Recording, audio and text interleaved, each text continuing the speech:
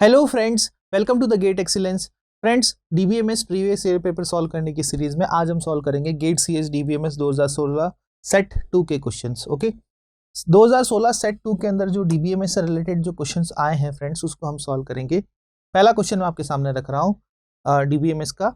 Suppose the database scheduler S involves the transaction T1 to Tn. Okay, construct the precedence graph of S with the vertices representing the transaction and edges representing the conflicts. ठीक है, S is a serializable. ठीक है, which one of the following ordering of vertices of precedence graph is guaranteed to yield a serial scheduler. ठीक है, आपको ये बताना है कि इन चारों ऑप्शंस में से कौन सा वो बेसिकली ऑर्डरिंग है जिसके थ्रू जो है हमें क्या मिलेगा, सीरियल शेड्यूलर मिलेगा।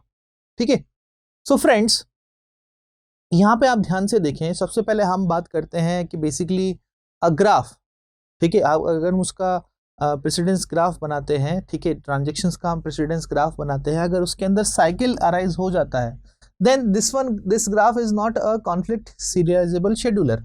ठीक है, अगर हम बीएफएस और डीएफएस ट्रैवर्सल की बात करें फ्रेंड्स, ठीक है, बीएफएस और डीएफएस ट्रैवर्सल की बात करें तो उसमें साइकिल होना पॉसिबल है, साइकिल हो सकता है, कोई दिक्कत नहीं है। ठीक है, तो ये दोनों ऑप्शन तो वैसे नहीं रहते हैं, गलत हो जाते हैं हमारे स्टेटमेंट के अकॉर्डिंग, क्योंकि साइकिल आ गया तो फिर वो कॉन्फ्लिक्ट सीरियलाइजेबल शेड्यूलर नहीं होगा।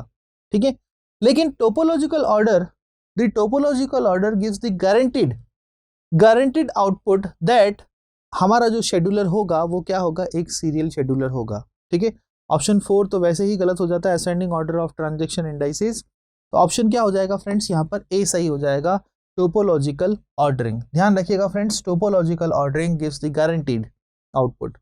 सो cycle is precedence graph tells the scheduler is not conflict. अगर साइकिल आ गया तो वो क्या रिप्रेजेंट करेगा कि वो कॉन्फ्लिक्ट सीरियलाइजेबल शेड्यूलर नहीं है।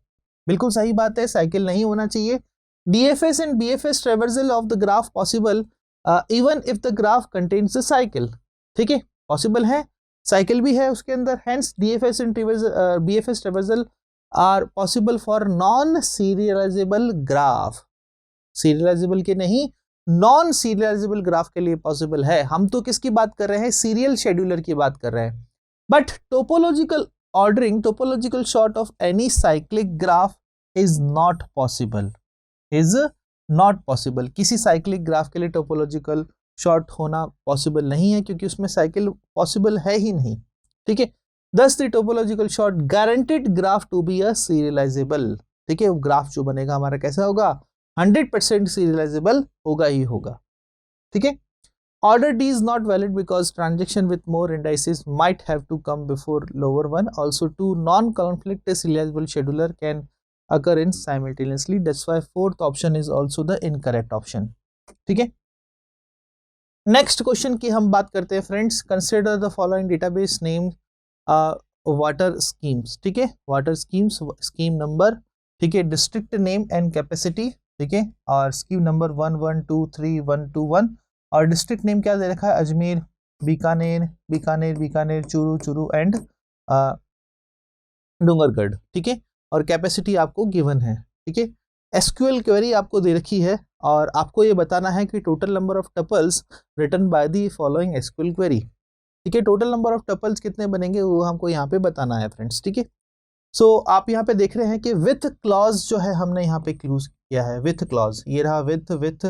ठीक है, बेसिकली विथ क्लॉज करता क्या है, जो भी आपने क्वेरी लिखी है, ठीक है, उसका एक ब्लॉक कह सकते हैं आप, या एक रेफरेंस कह सकते हैं, वो रेफरेंस बना देगा, और वो रेफरेंस या उसका जो क्वेरी का जो आउटपुट है उसका एक रेफरेंस किसी दूसरे में हम पास कर सकते हैं। बेसिकली Oracle 9i में ये फीचर जो है सपोर्ट किया गया था। ओके, सो यहाँ पे जो विथ क्लॉज क्या करेगा, ओके, कि एक जो भी उसके अंदर जो क्वेरी लिखी है उसका एक सिंगल ब्लॉक बना देगा, एक सिंगल आउटपुट बना देगा, और फिर हम वो दूसरे में पास कर सकते हैं। ठीक है, तो विथ टोटल हमने नाम दे दिया इसको। ठीक है, एक को हमने नेम दे दिया टोटल, एक को हमने नाम दे दिया क्या, टोटल एवरेज। ठीक है, name capacity as select district name, sum करना है कैपेसिटी का।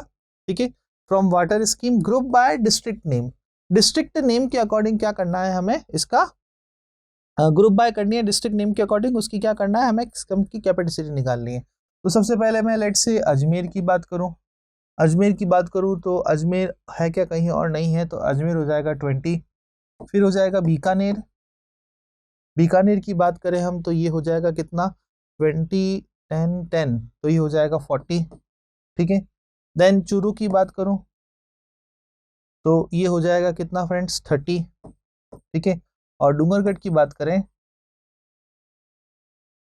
डूंगरगढ़ की बात करें तो इसका हो जाएगा 10, ठीक है। ये हो गया इस क्वेरी का आउटपुट, ठीक है। और फिर हमने क्या किया friends, total average age select average capacity, average capacity from total. अब देखें ये जो टोटल है हमने यहाँ पे पास कर दिया फ्रॉम टोटल, तो ये जो टेबल है ये this one is also the table, ये एक टेबल है। इस टेबल में जो दूसरी हम क्वेरी सॉल्व कर रहे हैं इसमें हमने ये पास कर दिया, जैसे कि मैंने आपको क्या कहा था, विद क्लॉज जो है आपको एक सिंगल आउटपुट दे देगा, वो सिंगल आउटपुट आप किसी दूसरे में यूज कर सकते हैं। तो हमने यहाँ पे इसको यूज किया है टोटल को, ठीक है। सेलेक्ट नेम, ठीक है, from total average where total capacity greater than and equal to the total average capacity, ठीक है। तो पहले तो जो एवरेज जो कैपेसिटी है वो हम निकाल लेते हैं, एवरेज कैपेसिटी, ठीक है। तो एवरेज कैपेसिटी क्या होगी इसकी 20 प्लस 40 प्लस 30 प्लस 10, ठीक है। इसका सम कितना हो जाएगा फ्रेंड्स, ठीक है, 10 100 हो जाएगा और डिवाइड बाय 4 तो हो जाएगी 25 जो है वो एवरेज कैपेसिटी हो जाएगी, ठीक है। 25 इज द एवरेज कैपेसिटी। अब हमें करना है कि टोटल कैपेसिटी, टोटल जो कैपेसिटी है, ठीक है, greater than and equal to the average capacity, ठीक है। ये कंडीशन कहाँ कहाँ सेटिस्फाई हो रही है हमें वो बताना है, ठीक है। सो फ्रेंड्स यहाँ पे हमें बताना है कि total capacity greater than equal to the average capacity, इस कंडीशन को कौन कौन सी रो सेटिस्फाई करे। तो टोटल कैपेसिटी हमारे पास में है 20 greater than equal to average capacity 25, ये तो हो गई कंडीशन फॉल्स, ठीक है। Then 40 greater than equal to 25, ये कंडीशन ट्रू है, ये वाली रो रिट्रीव हो जाएगी, ठीक है। और उसके बाद में 30 ग्रेटर देन इक्वल टू 25, ये भी कंडीशन ट्रू है, तो ये भी रो रिट्रीव हो जाएगी। उसके बाद में 10 ग्रेटर देन इक्वल टू 25, तो ये रो रिट्रीव नहीं होगी, कंडीशन फॉल्स हो जाएगी यहाँ पे। तो टोटल नंबर ऑफ रोज कितनी हमें रिट्रीव हुई है फ्रेंड्स, यहाँ पे 2 जो रो है वो रिट्रीव हुई है, तो इसके अकॉर्डिंग जो है हमारा आंसर क्या हो जाएगा, ऑप्शन बी। ऑप्शन बी जो है बिल्कुल सही हो जाएगा, ठीक है। टोटल नंबर ऑफ रोज कितने रिट्रीव होंगी फ्रेंड्स, यहाँ पर 2 रोज जो है हमें यहाँ पे रिट्रीव होंगी, ठीक है। नेक्स्ट क्वेश्चन को डिस्कस करते हैं friends. Consider the following database schedule with a two transaction T1 and T2। 2 transaction हमें दे रखे हैं फ्रेंड्स, T1 और T2। As read of operation, T2 transaction with a data item X, then R1 R2 W1 R1 W2, ठीक है, और A1 and A2 where R of I Z denotes the read operation by the transaction Ti on a variable Z and WZ denotes the write operation on transaction Ti or variable Z, ठीक है। AI denotes the abort by the transaction Ti, ठीक है। Particular AI जहां लिखा है उसका मतलब क्या है, transaction is aborted by particular transaction Ti, then which one of the following statement about the above scheduler is true, कौन सा इसमें से ट्रू है आपको बताना है। तो ऐसे क्वेश्चंस में सबसे पहले आप क्या बनाए फ्रेंड्स, डायग्राम बना दें, ठीक है। जैसे कि यहाँ पर बनाया है डायग्राम, जो सीक्वेंस में जो ट्रांजेक्शन्स दे रखे हैं उनको आप लिख लें, जैसे T1 और T2 सबसे पहले R2 of X then R1 of X, ठीक है। ये जो भी हमें ट्रांजेक्शन दे रखे थे वेरिएबल के ऊपर वो हमने यहाँ पे बना दिए जो हमें सीक्वेंस दे रखा था, ठीक है। अब यहाँ पे आप ध्यान से देखिए friends, okay, T1 performs the write operation on X, T1 performs the write operation on X, ठीक है, and T2 performs the write operation on same variable X, सही बात है, जो राइट कॉन्फ्लिक्ट हो गया।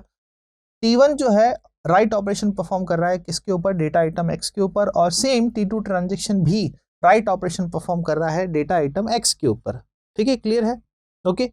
नाउ फ्रेंड्स अब देखते हैं statement, okay. As we seen in the figure T2 overwrites a value that writes a T1, ठीक है। जो T1 ने जो राइट की थी उसको ये क्या कर रहा है, ओवरराइट कर रहा है, कौन, ट्रांजेक्शन T2, ठीक है। सो T1 अबोर्ट्स ठीक है। उसके बाद में क्या हो जाता है, T2 अबोर्ट हो जाता है, क्योंकि जैसे मैंने आपको कहा था क्वेश्चन में क्या है कि A ऑफ I का मतलब क्या है कि वो पर्टिकुलर ट्रांजेक्शन अबोर्ट कर रहा है। ठीक है, ठीक है। It's remembered values are restored. Remembered जो वैल्यूज हैं, जो लास्ट जो अपडेट हुई है, वो क्या हो जाएगी, रीस्टोर हो जाएगी। ठीक है।